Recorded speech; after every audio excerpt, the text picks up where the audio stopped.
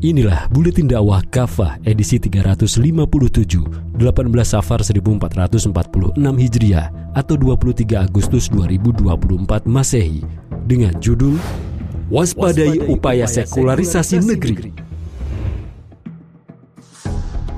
Pesta peringatan kemerdekaan RI yang ke-79 memang sudah usai. Namun muncul masalah besar di negeri ini. Masih saja ada pejabat negara yang beranggapan menutup aurat bagi muslimah sebagai persoalan bangsa. Sebagaimana diketahui khalayak, ada 18 siswi muslimah berkerudung anggota pasukan pengibar bendera pusaka atau paskibraka di IKN yang sempat mendapat pelarangan. Akibatnya, selama beberapa hari mereka terpaksa mencopot kerudung mereka. Pelarangan kerudung yang diinisiasi oleh Ketua Badan Pembina Ideologi Pancasila atau BPIP, Yudian Wahyudi, mengundang kecaman keras dari berbagai pihak.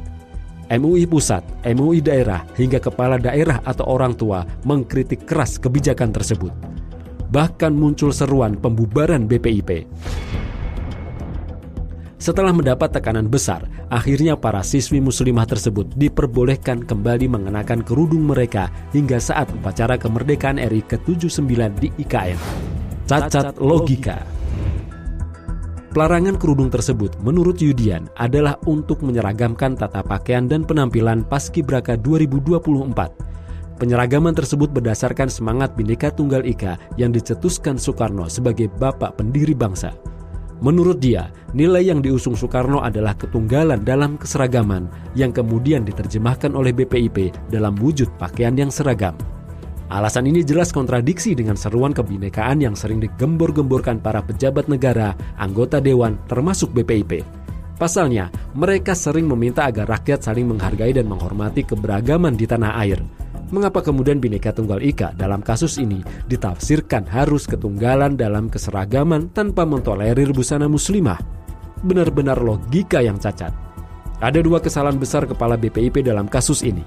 Pertama, menempatkan busana muslimah bukan sebagai bagian dari keberagaman umat beragama yang patut dihargai dan diberi ruang yang luas. Akibatnya, busana muslimah bisa dilarang dengan aturan negara.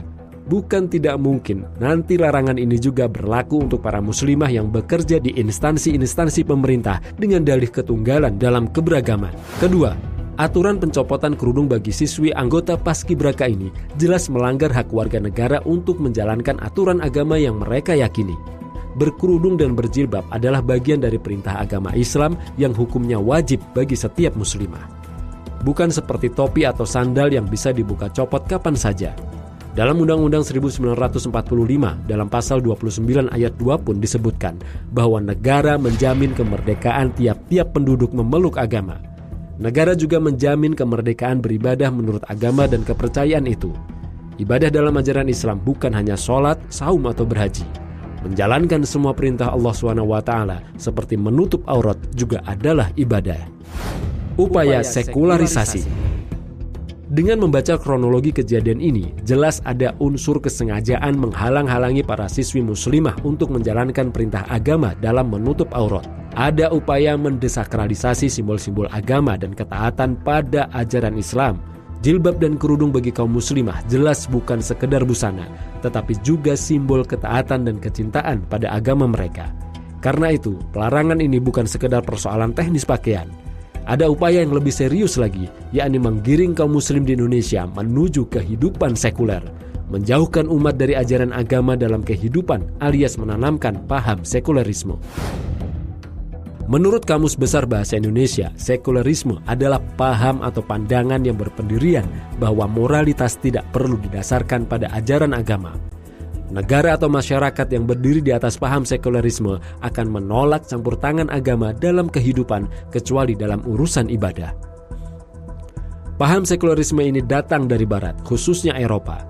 Mereka menentang agama sebagai aturan hidup karena dinilai sudah tidak kompatibel atau cocok dengan perkembangan zaman. Mereka juga menuding agama sebagai alat penindasan oleh gereja dan para raja yang didukung tokoh-tokoh gereja. Apalagi raja disebut sebagai wakil Tuhan sehingga bebas berlaku otoriter dan menindas rakyat. Sebelum kasus pelarangan kerudung ini, beberapa kali BPIP mendiskreditkan Islam. Kepala BPIP pernah menyebut musuh Pancasila yang sesungguhnya adalah agama. Komentar ini muncul ketika lahir Ijtima Ulama terkait Capres dan Cawapres. Pada bulan Juni lalu, ia juga mengkritik fatwa MUI yang mengharamkan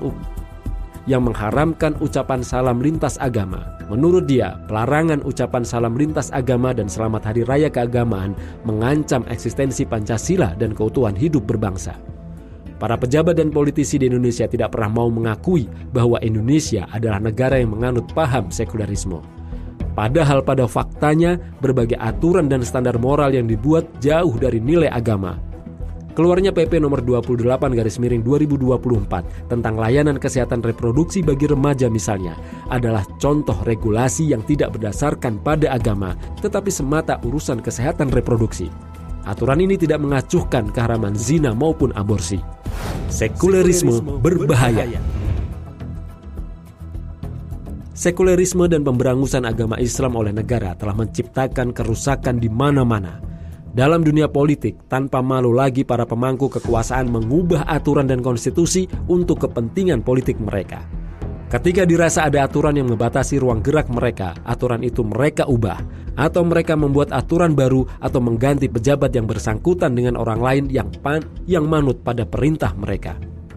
Praktek politik dinasti bukannya dihapus malah semakin menggurita, mulai dari pusat sampai daerah, baik di level eksekutif, legislatif maupun yudikatif. Bukan saja kepala daerah yang dijabat oleh kerabat dan orang dekat, kepala negara pun memainkan politik dinasti. Tindak korupsi juga makin menjadi-jadi. Bahkan Lembaga Pemberantasan Korupsi atau KPK justru mengalami penggerogotan oleh para pimpinan dan pegawainya sendiri. Pimpinan KPK tersangkut kasus suap. Para pegawainya melakukan pungli miliaran rupiah terhadap para tahanan KPK. Dalam bidang ekonomi, dibuat berbagai kebijakan yang menguntungkan kaum konglomerat. Undang-undang Minerba misalnya, diduga kuat hanya menguntungkan segelintir pengusaha tambang batu bara raksasa. Hilirisasi pertambangan nikel juga malah menyebabkan sumber daya alam dikuasai asing dan gagal meningkatkan kesejahteraan penduduk sekitarnya. Di sisi lain, ketimpangan sosial makin menjadi. Secara moral, kehidupan masyarakat pun makin terpuruk. BKKBN melaporkan 60% remaja Indonesia usia 16-17 tahun sudah melakukan perzinahan. Sebaliknya, angka pernikahan dan kelahiran semakin menurun. Tingkat perceraian dan KDRT di tanah air juga terus meningkat. Ketaatan luar dalam.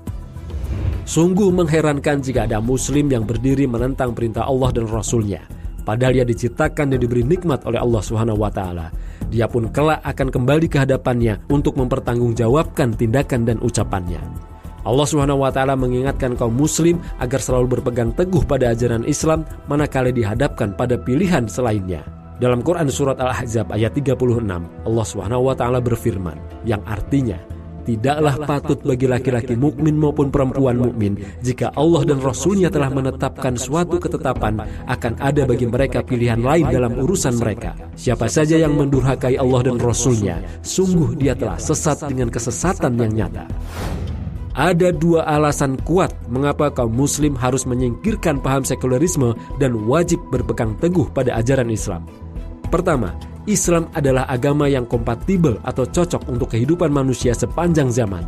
Syariah Islam yang Allah turunkan datang dalam bentuk garis-garis besar yang kemudian digali hukum-hukum cabangnya oleh para mujtahid untuk menjawab persoalan setiap masa. Karena itu hukum Islam sanggup menjelaskan berbagai persoalan kekinian seperti penggunaan uang elektronik, jual beli online, bayi tabung, cloning manusia, pembuatan senjata nuklir atau PLTN, dan sebagainya. Beda dengan agama lain yang tidak memiliki hukum yang luas seperti Islam.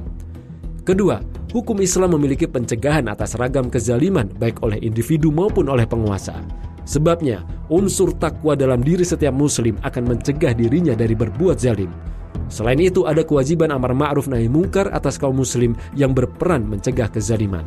Standar moral dalam Islam pun jelas, yakni halal dan haram bukan asas manfaat yang melahirkan penguasa yang pragmatis atau otoriter. Sejarah telah membuktikan Islam mampu membawa manusia dalam keadilan di berbagai bidang, menghilangkan diskriminasi antar manusia termasuk rasialisme, bahkan menjamin keamanan untuk segenap umat manusia. Sudah saatnya kaum muslim mencampakkan sekularisme dan berjuang untuk menegakkan agama ini agar dapat dijadikan sebagai aturan dalam kehidupan, bukan sekedar dijadikan aturan akhlak atau ibadah saja. Jelas, Islam adalah satu-satunya agama yang sempurna dan Allah ridhoi. Dalam Quran surat Al-Maidah ayat 3, Allah Subhanahu wa taala berfirman, yang artinya, pada hari ini telah aku sempurnakan untuk kalian agama kalian, telah aku cukupkan nikmatku bagi kalian, dan telah aku ridhoi Islam sebagai agama kalian.